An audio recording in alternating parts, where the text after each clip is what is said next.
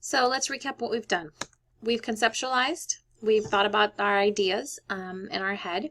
We've given them nominal definitions, so it's just a definition. We've then given them an operational definition, which is those specific questions of how we're going to ask exactly what information we're going to capture, the number of drinks or the number of hours somebody who's depressed sleeps, for example.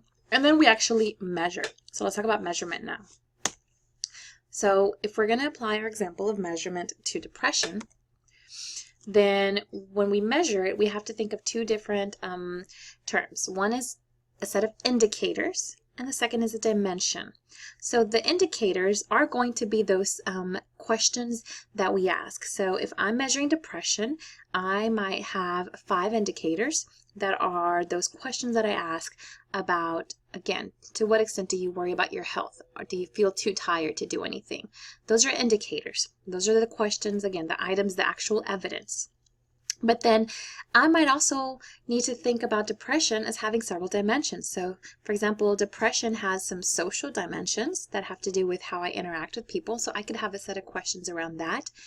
But maybe there are some emotional features around how you're feeling. Are you feeling sad? Do you have suicidal thoughts? That might be more of the emotional part.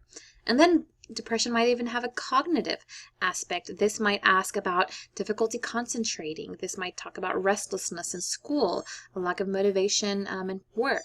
So you see that each variable has several different dimensions that we can look at, and those have to be captured through questions, items, or otherwise here known as indicators. So think about how you might capture some of these different constructs.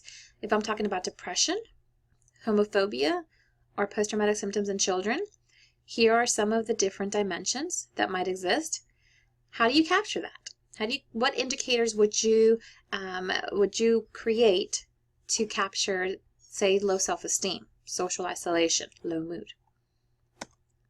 So let's look at an example. This is a measurement, and these are the indicators that are being used to capture information about substance use. So here, people are being asked a set of questions, and they're basically just saying yes or no. And then those are given a score. What's your opinion on this? How helpful do you think this might be? Any issues that you see in this?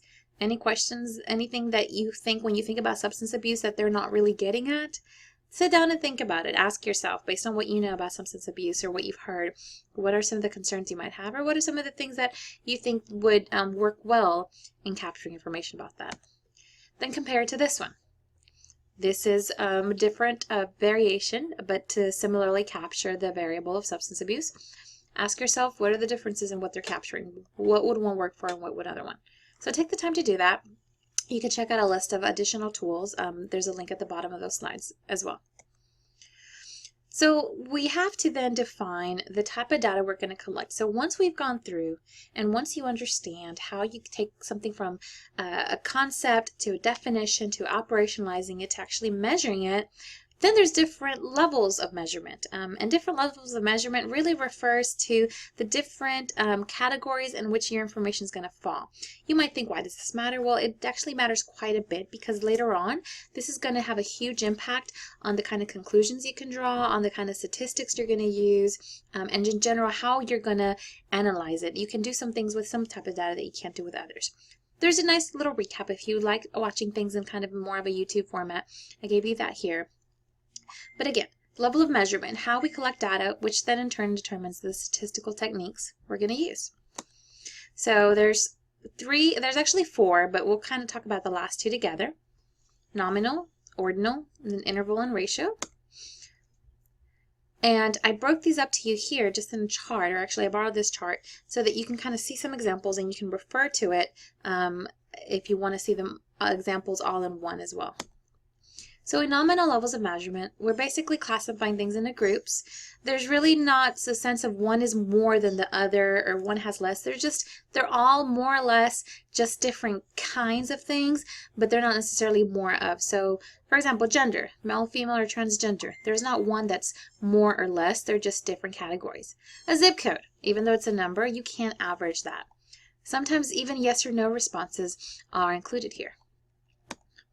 Ordinal has more to do with order of things. And so in an ordinal level of measurement, you would classify the values in a specific order. So there is kind of more of the, how strongly do you feel about this? Very strongly, kind of strongly. Those are the types of questions you're going to see here.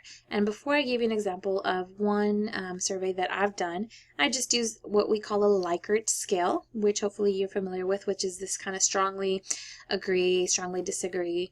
You can apply a Likert scale to, very confident, not so confident, anything that kind of falls in that realm. And then what I did was something called dichotomizing, which we'll look at, which they talk about in the book, which says I basically turned in everybody that said agree or strongly agree, I made it into a yes and a no. So I took ordinal data and then turned it into a yes or no, which is also ordinal and sometimes could even be nominal, as depending on whether we're considering that they're more of or less of something. And then interval and ratio level data are the more rigorous types of data. These are things where it's supposed to assume that there's equal units. You can usually add and subtract these. Age, time, weight are different examples. The main difference between interval and ratio is the fact that ratio has an absolute true zero. So this is kind of technical and it's not something you have to understand for this course, but the book talks a little bit about it, so you can dig it more into the details there. A good example would just be temperature. So temperature is considered interval data because if you have a 0-degree temperature, that doesn't mean you don't have temperature. It just, the 0 actually means something. You can have negative temperature as well. So again, not a huge important factor for this class, but something you'll probably look at a future statistical course.